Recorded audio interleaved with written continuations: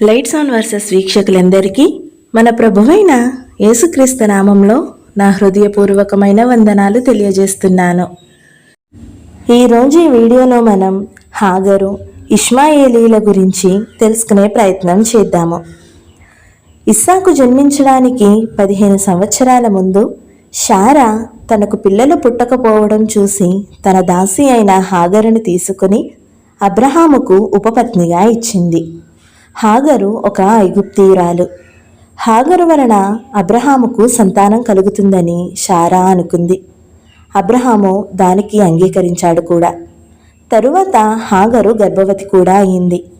కానీ దేవుడు అబ్రహాముకు దాసి ద్వారా వారసుణ్ణి ఇవ్వాలి అని అనుకోలేదు. అబ్రహాము శారాలకు కుమారుణ్ణి ఇస్తాను అని దేవుడు వాగ్దానం చేశారు. దేవుని వాగ్దానం నెరవేరే వరకు వేచి ఉండకుండా అబ్రహాము శారాలు తమ సొంత నిర్ణయం తీసుకున్నారు. హాగరు తాను గర్భవతిగా ఉన్నాను అని తెలిసినప్పటి నుండి ఎంతో గర్వంతో నిండిపోయింది. శారాకు సంతానం లేనందున తక్కువ చేసి నీచంగా చూడడం మొదలుపెట్టింది. అప్పటి నుండి శారా హాగరును ద్వేషిస్తూ శ్రమ పెట్టడం మొదలుపెట్టింది. హాగరు ఎంతో భయంతో అక్కడి నుండి పారిపోవడం జరిగింది. అరణ్యంలో నీటి ఉగ్గ యొద్ద దేవుని దూత హాగరును కనుగొని, సారా దాసివైన హాగరు, ఎక్కడి నుండి వచ్చితివి, ఎక్కడికి వెళ్తున్నావు అని అడిగాడు. అప్పుడు హాగరు దూతతో, నా యజమానురాలైన శారా యొద్ద నుండి పారిపోతున్నాను అని జవాబిచ్చింది. తిరిగి ఆ దూత, నీ యజమాని దగ్గరకు తిరిగి వెళ్ళి ఆమె చేతి కింద అణిగి ఉండుము అని చెప్పాడు. అప్పుడు తిరిగి ఆ దూత హాగరుతో, దేవుడు నీ మొరను విన్నాడు, నీవు గర్భవతి అయి ఉన్నావు, నీవు ఒక కుమారునే కని అతనికి ఇష్మాయేలు అని పేరు పెట్టుదువు అని చెప్పారు. అప్పుడు హాగరు, చూచుచున్న దేవుడవు నీవే అని దేవుణ్ణి స్తుతించింది. భూమిని ఆకాశమును సృష్టించిన గొప్ప దేవుడు అరణ్యంలో తాను ఒంటరిగా ఉండడం చూసి సహాయం చేశాడు అని హాగరుకు తెలుసు. తరువాత హాగరు తిరిగి అబ్రహాము శారాల దగ్గరికి వచ్చి ఉంటూ నివసించేది. హాగరుకు కుమారుడు పుట్టినప్పుడు అతనికి ఇష్మాయేలు అని పేరు పెట్టింది. ఇష్మాయేలు పుట్టిన తరువాత దాదాపు 14 సంవత్సరాలకు దేవుడు అబ్రహాము శారాలకు కుమారుణ్ణి ఇచ్చాడు. వృద్ధాప్యంలో పుట్టినవాడు గనక అబ్రహాము శారాయ్ ఇస్సాకును ఎంతో జాగ్రత్తగా పెంచుతూ ఉన్నారు. అతను పెరుగుతూ ఉన్నప్పుడు ప్రతిరోజు కుమారునితో ఆడుకుంటూ సమయం గడుపుతూ ఉండేవారు. ఇస్సాకు పాలు విడిచే సమయం వచ్చింది.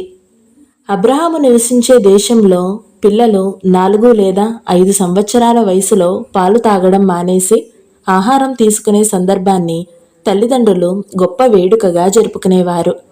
అందరినీ విందుకు పిలిచి కలిసి సంతోషించేవారు. పిల్లవాడిని క్షేమంగా కాపాడుతున్నందుకు ప్రభువుకు కృతజ్ఞతలు చెల్లించేవారు.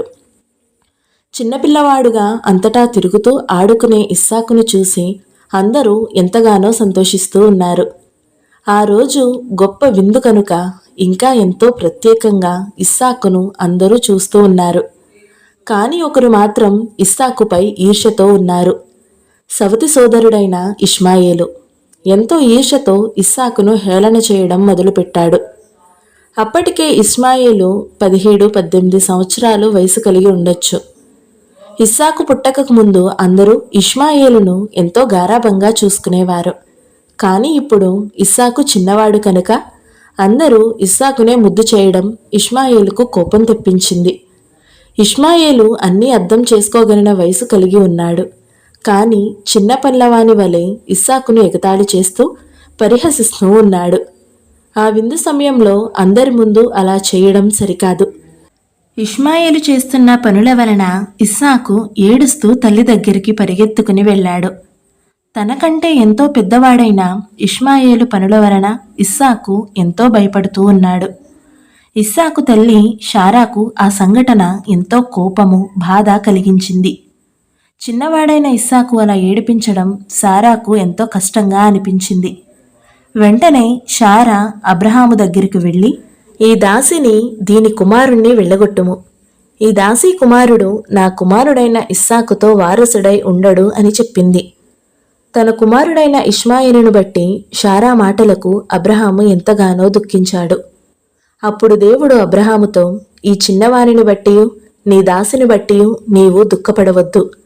శారా నీతో చెప్పిన ప్రతి విషయంలోనూ ఆమె మాట వినుము. ఇస్సాకు వలనైనదియే నీ సంతానము. అయినను ఈ దాసి కుమారుడు నీ సంతానమే కనుక అతనిని కూడా ఒక జనముగా చేసేదను అని చెప్పారు. ఆ విందు అయిపోయిన తెల్లవారే అబ్రహాము లేచి ఆహారము నీళ్ల తిత్తిని తీసుకుని ఇష్మాయేలుతో కూడా హాగరును అప్పగించాడు. హాగరు భుజము మీద వాటిని పెట్టి వారిని పంపించేశాడు. వారు అక్కడి నుండి వెళ్ళిపోవుటకు ప్రయాణం కొనసాగించారు. హాగరు వెళ్ళి బెర్షేబా అరణ్యములో ఇటూ అటూ తిరుగుతుండెను అని బైబిల్లో రాయబడింది. బెర్షేబా ప్రాంతం ఎంతో వేడిగా ఉండే ఎండిపోయిన భూములు గల ప్రాంతము. హాగరు తీసుకుని వచ్చిన కొద్దిపాటి ఆహారము అయిపోయింది. ఏమీ లేకుండా ఎడారిలో వాళ్ళిద్దరూ ఒంటరివారైపోయారు. తరువాత నీళ్లు కూడా మిగలలేదు. ఆహారం లేకుండా కొన్ని రోజులు ఉండొచ్చు కానీ నీళ్లు లేకుండా జీవించడం అసాధ్యము. ఇష్మాయేలు త్రాగడానికి నీరు లేనందువలన ఎంతో బలహీనతకు లోనయ్యాడు. దాహం తీర్చుకోవడానికి నీళ్లు లేవు కనుక ఇష్మాయేలు త్వరలో చనిపోతాడు అని హాగరు అనుకుంది. తన కుమారుని చావు చూడలేక ఒక చెట్టు పొద కింద ఇష్మాయేలును వచ్చి కొంచెం దూరంగా వెళ్ళి కూర్చుంది. హాగరు కొంచెం దూరంలో కూర్చుని ఆ బిడ్డను చూస్తూ ఏడవడం మొదలుపెట్టింది. ఇష్మాయేలు పుట్టకముందు తాను ఒంటరిగా ఎడారిలో తిరుగులాడిన సంగతి హాగరు గుర్తు చేసుకుంది. అప్పుడు ప్రభువు హాగరుతో తిరిగి శారా దగ్గరకు వెళ్ళి ఆమెకు లోబడి ఉండమని చెప్పిన విషయం కూడా గుర్తుకు వచ్చింది. అప్పుడు హాగరు నన్ను చూచుచున్న దేవుడు అని ఆయనను పిలిచింది. ఇప్పుడు మరలా హాగరు తన కుమారునితో ఎడారిలో నిస్సహాయురాలిగా ఉంది. ఇష్మాయేలు ఎంతో దాహంతో ఎలుగెత్తి ప్రభువుకు మొరపెట్టాడు. దేవుడు ఆ చిన్నవాని మొరను విన్నాడు. అప్పుడు దేవుని దూత ఆకాశం నుండి హాగరుని పిలిచి, హాగరు, నీకేమి వచ్చినది? భయపడకుము. ఈ చిన్నవాడున్న చోటు దేవుడు వాని స్వరము వినియున్నాడు. నీవు లేచి ఆ చిన్నవానిని లేవనెత్తి నీ చేత పట్టుకొనుము. వారిని గొప్ప జనముగా చేసేదను అని చెప్పాడు. ఇష్మాయేలు పట్ల ఒక ప్రణాళిక కలిగి ఉన్నాను గనుక అతడు చనిపోడు అని దేవుడు హాగరుకు వివరించాడు. అప్పుడు దేవుడు హాగరు కన్నులు తెరిచినప్పుడు ఆమె నీళ్ల ఊటను చూసి వెళ్ళి ఆ తిత్తిని నీళ్లతో నింపి ఇష్మాయేలుకు తాగించింది. ఎంత గొప్ప అద్భుతమో కదూ! ప్రభువుకు అసాధ్యమైనది ఏదీ లేదు. నీళ్లు తాగిన తరువాత వాళ్ళిద్దరూ తెప్పరిల్లారు. మరణించకుండా వారిని కాపాడిన దేవుడు ఎంతో మంచివాడు. వారు ప్రభువుకు ఎంతగానో కృతజ్ఞతలు తెలిపారు. ప్రభువు ఇష్మాయేలుకు తోడయ్యున్నాడు. అతడు పెరిగి పెద్దవాడై ఆ అరణ్యంలో కాపురముండి విలుకాడాయను అని బైబిల్ చెబుతుంది. హాగరు ఐగుప్తు దేశంలో నుండి ఒక స్త్రీని తెచ్చి ఇష్మాయేలుకు పెళ్లి చేసింది. తరువాత ఇష్మాయేలు సంతానం కూడా దేవుడు వాగ్దానం చేసిన విధముగా ఎంతో అభివృద్ధి చెందారు. ఇప్పటికీ కూడా ఇష్మాయేలు సంతతి వారు అరేబియా ప్రదేశంలో నివసిస్తూ అరేబియా దేశస్థులుగా పిలువబడుతున్నారు. ఈ కథ ద్వారా మనం ఏం తెలుసుకోవచ్చంటే, ఎంతో కష్ట సమయంలో ప్రార్థించిన అనేక మంది ప్రభువు రక్షించినట్లు బైబిల్లో ఎన్నో సంఘటనలు ఉన్నాయి. దావీదు గొల్యాతు యుద్ధం చేసినప్పుడు, దానియేలును సింహపు బోనులో వేసినప్పుడు, ఇలా ఎన్నో దేవుడు ప్రార్థన విని వారికి జవాబులు ఇస్తాడు. ఇప్పటికీ కూడా మనుష్యుల మొరలను దేవుడు ఆలకించి వారిని ఆపదల నుండి, ప్రమాదాల నుండి తప్పిస్తుంటాడు. కానీ అనేకసార్లు దేవుడు చేసిన గొప్ప ఉపకారములను మనుష్యులు మర్చిపోతుంటారు. మనం అలా మర్చిపోయేవారిగా ఉండకుండా ఎల్లప్పుడూ దేవుడికి ప్రార్థించేవారిగా ఉండాలి. మనం ఏం చేయలేని పరిస్థితుల్లో దేవునికి మొరపెట్టడం, ప్రార్థించడం ద్వారా ఆయన మన జీవితంలో గొప్ప కార్యాలు చేస్తారు. కనుక మన కష్ట సమయంలో దేవునికి మొరపెడితే ఆయనకు మించిన సహాయం చేసేవారు ఎవరూ ఉండరు. కనుక ప్రతి ఒక్కరము ఆయనకే మొరపెడదాము. ఆమేన్. ఈ వీడియో కనుక మీకు నచ్చినట్లయితే లైక్ చేయండి, షేర్ చేయండి. ఇలాంటి మరిన్ని వీడియోల కోసం మన ఛానల్ని సబ్స్క్రైబ్ చేసుకోండి. Thank you so much for watching. Praise the lord.